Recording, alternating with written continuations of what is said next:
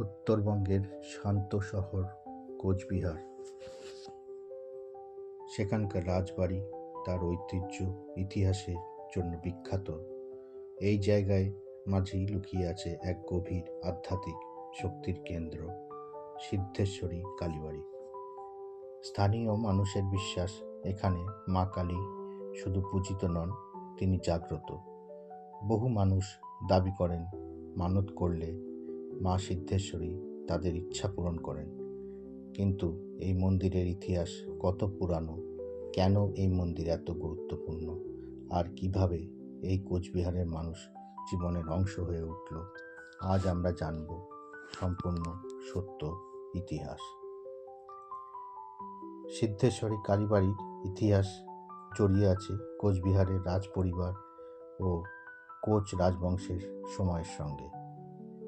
ইতিহাসবিদদের মতে কোচবিহার অঞ্চলে শক্তি উপাসনা বহু শতাব্দী ধরে প্রচলিত ছিল। রাজারা শাক্ত ধর্মের অনুসারী ছিলেন এবং বিভিন্ন কালী ও দুর্গা মন্দির প্রতিষ্ঠা করেছিলেন। ধারণা করা হয় সিদ্ধেশ্বরী কালী মন্দিরের প্রাথমিক প্রতিষ্ঠা হয় স্থানীয় জমিদার ও রাজপরিবারের পৃষ্ঠপোষকতায়। পরবর্তীতে সাধারণ মানুষের ভক্তি ও দানের মাধ্যমে মন্দিরটি ধীরে ধীরে বর্তমান রূপ পায়। সিদ্ধেশ্বরী মন্দির নামটির অর্থ যিনি সিদ্ধি প্রদান করেন, অর্থাৎ ভক্তদের মনোবাসনা পূরণকারী দেবী। এই নাম থেকেই বোঝা যায় শুরু থেকেই এই মন্দিরটিকে অলৌকিক শক্তির কেন্দ্র হিসাবে দেখা হতো। মন্দিরের প্রধান আকর্ষণ হল মা কালীর মূর্তি। এখানে দেবীকে দক্ষিণা কালী রূপে পূজা করা হয়, যা শক্তি, রক্ষা ও অশুভ শক্তির বিনাশের প্রতীক। প্রতিদিন সকালে মঙ্গল আরতি দিয়ে পূজা শুরু হয়। এরপর ভোগ নিবেদন, সন্ধ্যা আরতি ও বিশেষ তান্ত্রিক মন্ত্রোচ্চারণ হয় নির্দিষ্ট তিথিতে। বিশেষ করে অমাবস্যা তিথিতে এখানে ভক্তদের ভিড় কয়েক গুণ বেড়ে যায়। স্থানীয় পুরোহিতদের মতে বহু বছর ধরে একই নিয়ম ও আচার অনুসরণ করা হচ্ছে, যা এই মন্দিরের ঐতিহ্যকে অক্ষুণ্ণ রেখেছে। কোচবিহারের বহু মানুষের কাছে এই মন্দির শুধু ধর্মীয় স্থান নয়, এটি বিশ্বাসের আশ্রয়। পরীক্ষা, চাকরি, অসুস্থতা বা পারিবারিক সমস্যার মানুষ এখানে মানত করেন। অনেক ভক্তের অভিজ্ঞতা অনুযায়ী মানত পূরণ হলে তারা আবার এসে পূজা দেন আর ভোগ নিবেদন করেন। এই ধারাবাহিক লোকবিশ্বাসী মন্দিরটিকে জাগ্রত কালী মন্দির হিসাবে পরিচিত করেছে। যদিও এসব অভিজ্ঞতা ব্যক্তিগত বিশ্বাসের বিষয়, কিন্তু বছরের পর বছর ধরে একই ধরনের ঘটনার কথা শোনা যায়। কালী পুজোর সময় সিদ্ধেশ্বরী কালীবাড়ি একেবারে অন্য রূপ নেয়। দূর দূরান্ত থেকে হাজার হাজার মানুষ এসে এখানে পুজো দেন। পুরো এলাকা আলো ও পূজার সাজে ভরে ওঠে।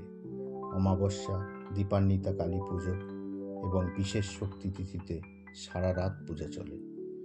এই সময় ধর্মীয় অনুষ্ঠান নয়, স্থানীয় সংস্কৃতি, মেলা ও সামাজিক মিলন মেলার পরিবেশ তৈরি হয়। মন্দিরকে কেন্দ্র করে কোচবিহারের এক গুরুত্বপূর্ণ সামাজিক ঐতিহ্য গড়ে উঠেছে। আসুন শোনা যাক সিদ্ধেশ্বরী কালীবাড়ি নিয়ে কিছু অজানা তথ্য। অনেকেই ভাবেন এটি শুধু কালী মন্দিরের নাম, কিন্তু সিদ্ধেশ্বরী শব্দটি তান্ত্রিক শক্তি উপাসনার সঙ্গে যুক্ত। শাক্ত মতে যে দেবী সাধকের সিদ্ধি প্রদান করেন তাকে সিদ্ধেশ্বরী বলা হয়। অর্থাৎ এই মন্দির শুরু থেকেই সাধারণ পুজোর জায়গা নয়, শক্তি সাধনার কেন্দ্র হিসাবেও পরিচিত ছিল। স্থানীয় প্রবীণদের মতে মন্দির নির্মাণের আগেও এই জায়গায় সাধু সন্ন্যাসীরা ধ্যান ও তন্ত্র সাধনা করতেন। পরে স্থায়ী মন্দিরে তৈরি করা হয়। এই কারণেই জায়গাটিকে অনেকেই শক্তি ক্ষেত্র বলে মনে করেন। কোচবিহারের রাজারা প্রকাশ্যে সব মন্দির প্রতিষ্ঠা না করলেও অনেক স্থানীয় শক্তি মন্দিরের অর্থ ও জমি দিয়ে সাহায্য করতেন বলে ঐতিহাসবিদরা উল্লেখ করেন।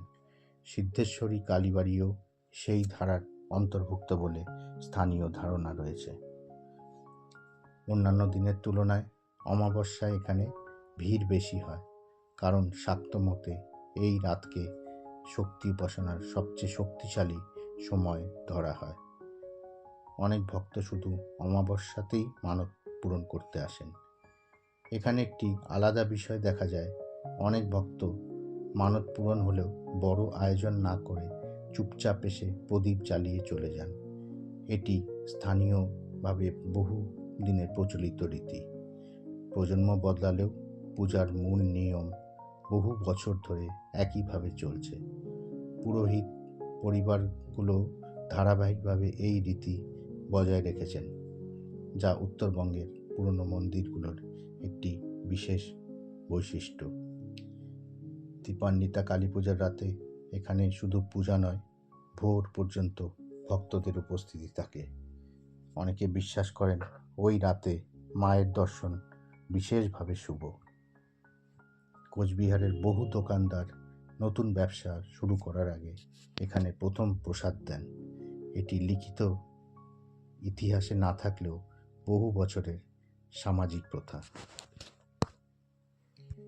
এবার সিদ্ধেশ্বরী কালী সম্বন্ধে কিছু গল্প জানা যাক। স্থানীয়ভাবে প্রচলিত একটি ঘটনা প্রায় শোনা যায়। কোচবিহারের এক ব্যবসায়ী গুরুত্বপূর্ণ কাগজপত্র ও টাকা হারিয়ে যায়। বহু খোঁজ করেও তিনি কিছু পাননি। পরিবারের পরামর্শে তিনি সিদ্ধেশ্বরী কালীবাড়িতে গিয়ে মানত করেন, যদি জিনিসগুলো ফিরে পান তাহলে মায়ের কাছে ভোগ দেবেন। কয়েকদিন পর নাকি এক অচেনা ব্যক্তি তার দোকানে এসে ব্যাগটি ফেরত দেন। ভিতরের বেশিরভাগ কাগজপত্রই অক্ষত ছিল। ব্যবসায়ী পরে মন্দিরে এসে মানত পূরণ করেন।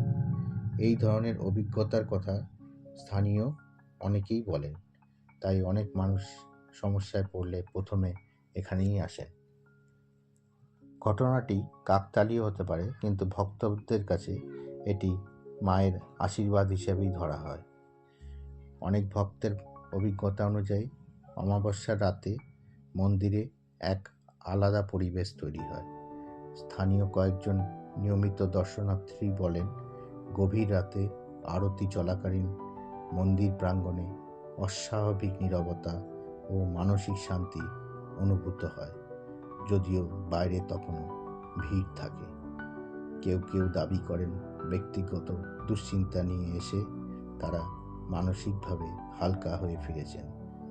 এই অলৌকিক ঘটনা হিসাবে নয়, বরং শক্তি উপাসনার আধ্যাত্মিক প্রভাব হিসাবেই ধরা হয়।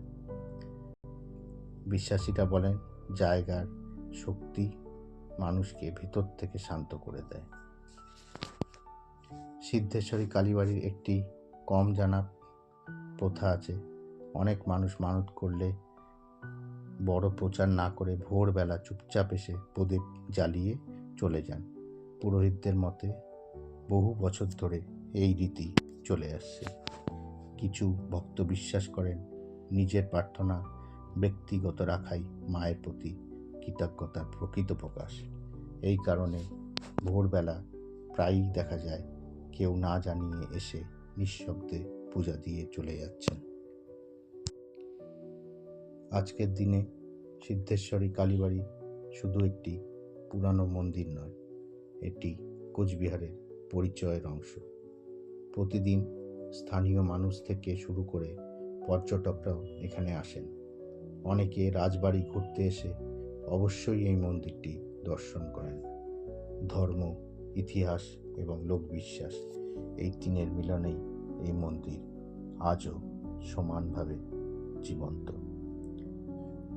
সময়ের সঙ্গে অনেক কিছু বদলে যায়, কিন্তু বিশ্বাস থেকে যায়। কোচবিহারের সিদ্ধেশ্বরী কালীবাড়ি সেই বিশ্বাসেরই প্রতীক, যেখানে ইতিহাস আর আধ্যাত্মিকতা একসঙ্গে মিশে গেছে। আপনি যদি কখনো কোচবিহারে যান, একবার অবশ্যই এই মন্দিরে গিয়ে শান্ত পরিবেশটি অনুভব করবেন, কারণ কিছু জায়গা শুধু দেখা যায় না, অনুভব করা যায়। জয় মা কালী। ভিডিওটি ভালো লাগলে লাইক করুন, চ্যানেলটিকে সাবস্ক্রাইব করুন, আর কমেন্টে লিখুন আপনি কি কখনো এই মন্দিরে গিয়েছেন। ধন্যবাদ।